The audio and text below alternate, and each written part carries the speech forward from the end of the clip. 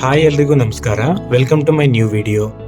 ಇವತ್ತು ನಾವು ಬೆಂಗಳೂರಿನಲ್ಲಿರೋ ಒಂದು ಫೇಮಸ್ ದೇವಸ್ಥಾನಕ್ಕೆ ಹೋಗ್ತಾ ಇದ್ದೀವಿ. ನಮ್ಮ ದಕ್ಷಿಣ ಭಾರತದಲ್ಲಿರುವಂತಹ ಅತ್ಯಂತ ಎತ್ತರವಾದ ಏಕಶಿಲಾ ನಂದಿಗಳಲ್ಲಿ ಒಂದು ಈ ದೇವಸ್ಥಾನದಲ್ಲಿದೆ. ಬನ್ನಿ ನೋಡ್ಕೊ ಬರೋಣ ಅದನ್ನ.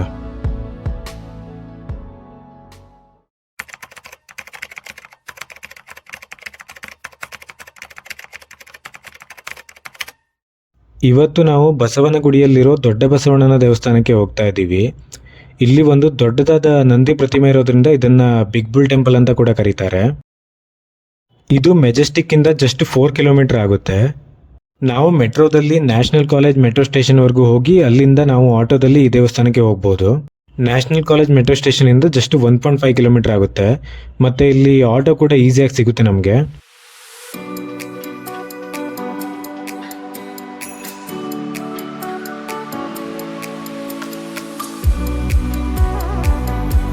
ಮೆಟ್ರೋ ಸ್ಟೇಷನಿಂದ ಆಟೋ ಬುಕ್ ಮಾಡಿಕೊಂಡು ಈಗ ದೇವಸ್ಥಾನ ಕಡೆ ಹೊರಟಿದ್ದೀವಿ. ಬನ್ನಿ ಅಲ್ಲೋದ್ಮೇಲೆ ಸಿಗೋಣ.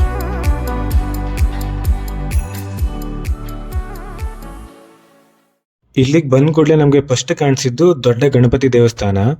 ಇದು ಬಸವಣ್ಣನ ದೇವಸ್ಥಾನದ ಪಕ್ಕದಲ್ಲೇ ಇದೆ. ನಾವು ಫಸ್ಟ್ ಇಲ್ಲಿಗೆ ಹೋಗ್ಬಿಟ್ಟು ಆಮೇಲೆ ಅಲ್ಲಿಗೆ ಹೋಗೋಣ. ಪೂಜಾ ಸಾಮಗ್ರಿಗಳ ಮಳಿಗೆ. ಇಲ್ಲಿ ನಿಮಗೆ ಪೂಜೆ ಐಟಮ್ ಎಲ್ಲ ಸಿಗುತ್ತೆ, ತಗೊಂಡೋಗ್ಬೋದು ಬೇಕಾದರೆ. ದೇವಸ್ಥಾನದ ಒಳಗಡೆಗೆ ಹೋಗ್ತಾ ಇದ್ದೀನಿ ಈಗ. ಇಲ್ಲಿ ಒಳಗಡೆಗೆ ಫೋಟೋಗ್ರಫಿ ಅಲೋ ಇಲ್ಲ, ಸೊ ಅದಕ್ಕೆ ನಿಮಗೆ ಜಸ್ಟ್ ಹೊರಗಡೆಯಿಂದ ತೋರಿಸ್ಬೋದು. ಇದೇ ದೊಡ್ಡ ಗಣಪತಿ ದೇವಸ್ಥಾನ. ಇಲ್ಲಿ ಒಳಗಡೆಗೆ ಒಂದು ದೊಡ್ಡದಾದ ಗಣಪತಿ ಐಡಲ್ ಇದೆ.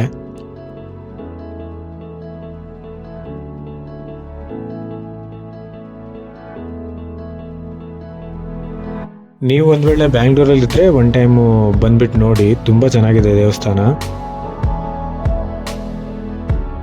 ನೋಡಿ, ಮೆಸ್ಸಿ ಅವ್ರು ಕೂಡ ಬಂದಿದ್ದಾರೆ ಇಲ್ಲಿ.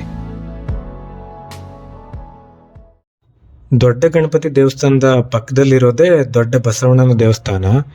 ಅಲ್ಲಿಗೆ ಹೋಗ್ಬಿಟ್ಟು ನಾವೀಗ ದೊಡ್ಡ ಬಸವಣ್ಣನ ದೇವಸ್ಥಾನಕ್ಕೆ ಹೋಗ್ತಾ ಇದ್ದೀವಿ.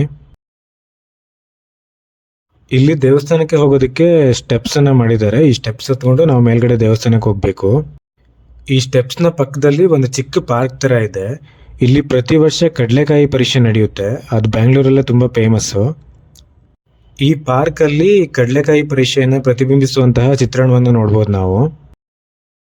ದೇವಸ್ಥಾನದ ಹತ್ರ ಬಂದಿದ್ದೀವಿ. ಇಲ್ಲಿ ಸರೌಂಡಿಂಗ್ಸು ತುಂಬಾ ಚೆನ್ನಾಗಿದೆ, ತುಂಬಾ ಗ್ರೀನರಿ ಆಗಿದೆ. ಈ ದೇವಸ್ಥಾನನ 1537ರಲ್ಲಿ ನಾಡಪ್ರಭು ಕೆಂಪೇಗೌಡರು ಕಟ್ಟಿಸಿದ್ರು ಅಂತ ಹೇಳ್ತಾರೆ.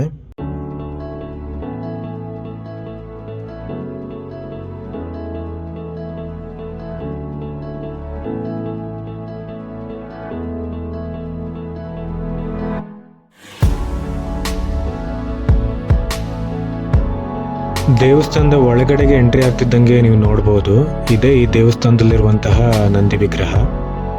ಈ ನಂದಿಯನ್ನ ಒಂದೇ ಕಲ್ಲಿಂದ ನಿರ್ಮಾಣ ಮಾಡಿದ್ದಾರೆ. ಈ ನಂದಿ 12 ಅಡಿ ಎತ್ತರ, 21 ಅಡಿ ಉದ್ದ ಮತ್ತು 8 ಅಡಿ ಅಗಲ ಇದ್ದು ದಕ್ಷಿಣ ಭಾರತದಲ್ಲಿರುವಂತಹ 2ನೇ ಅತಿ ಎತ್ತರದ ಏಕಶಿಲಾ ನಂದಿಯಾಗಿದೆ. ಈ ನಂದಿಗೆ ಇರುವಂತಹ ದಂತಕಥೆ ತುಂಬಾ ಚೆನ್ನಾಗಿದೆ. ಆಗಿನ ಕಾಲದಲ್ಲಿ ಇಲ್ಲಿ ಸುತ್ತಮುತ್ತ ಇರುವಂತಹ ಹಳ್ಳಿಗಳಲ್ಲಿ ಕಡಲೆಕಾಯಿನ ಜಾಸ್ತಿಯಾಗಿ ಬೆಳೀತಾ ಇದ್ರು. ಆವಾಗ ಇಲ್ಲಿನ ರೈತರು ಬೆಳೆದಿದ್ದಂತಹ ಕಡಲೆಕಾಯಿಗಳನ್ನ ಒಂದು ನಂದಿ ಬಂದ್ಬಿಟ್ಟು ತಿಂದು ಹಾಳು ಮಾಡ್ತಾ ಇತ್ತು. ಇದು ಗೊತ್ತಾದ್ಮೇಲೆ ರೈತರು ನಂದಿಯ ಮೊರೆ ಹೋಗ್ತಾರೆ, ನಾವು ಬೆಳೆದಿರುವಂತಹ ಕಡಲೆಕಾಯಿಗಳಲ್ಲಿ ಫಸ್ಟ್ ಬೆಳೆಯನ್ನ ನಿಮ್ಗೆ ಅರ್ಪಿಸ್ತೀವಿ, ಈ ರೀತಿ ಹಾಳು ಮಾಡ್ಬಿಡ ಅಂತ ಹೇಳ್ಬಿಟ್ಟು ನಂದಿಯನ್ನ ಕೇಳ್ಕೊಂತಾರೆ. ಇದರಿಂದ ಸಂತುಷ್ಟವಾದಂತಹ ನಂದಿ ಬೆಳೆಯನ್ನ ಹಾಳು ಮಾಡೋದನ್ನ ನಿಲ್ಲಿಸುತ್ತೆ. ಅವಾಗಿಂದ ಈ ರೈತರು ತಾವು ಬೆಳೆದಿರುವಂತಹ ಬೆಳೆಯಲ್ಲಿ ಪ್ರಥಮ ಬೆಳೆಯನ್ನ ಈ ನಂದಿಗೆ ಅರ್ಪಿಸ್ತಾರೆ. ಮತ್ತೆ ಅದಕ್ಕೆ ದೇವಸ್ಥಾನನ ಕಟ್ಸ್ಬಿಟ್ಟು ಪೂಜೆ ಮಾಡ್ಕೊಂತ ಬರ್ತಾರೆ. ಇದೇ ಪೂಜೆನ ಈಗ ಕಡಲೆಕಾಯಿ ಪರೀಕ್ಷೆ ಅಂತ ಹೇಳ್ಬಿಟ್ಟು ಆಚರಿಸ್ತಾ ಇದ್ದಾರೆ. ಈ ಕಡಲೆಕಾಯಿ ಪರೀಕ್ಷೆ ಪ್ರತಿ ವರ್ಷ ಕಾರ್ತಿಕ ಮಾಸದ ಕೊನೆ ಸೋಮವಾರದಂದು ನಡೆಯುತ್ತೆ. ಇದು ಈ ದೇವಸ್ಥಾನ ಮತ್ತೆ ನಂದಿಗೆ ಇರುವಂತಹ ಒಂದು ದಂತಕಥೆ. ನೀವು ಒಂದ್ ವೇಳೆ ಬ್ಯಾಂಗ್ಳೂರಲ್ಲಿದ್ರೆ ಒನ್ ಟೈಮ್ ಈ ದೇವಸ್ಥಾನನ ಬಂದ್ಬಿಟ್ಟು ನೋಡಿ. ಐ ಹೋಪ್ ಈ ವಿಡಿಯೋ ನಿಮ್ಗೆಲ್ರಿಗೂ ಇಷ್ಟ ಆಗಿದೆ ಅಂತ ಅನ್ಕೊಂತೀನಿ. Thank you so much for watching.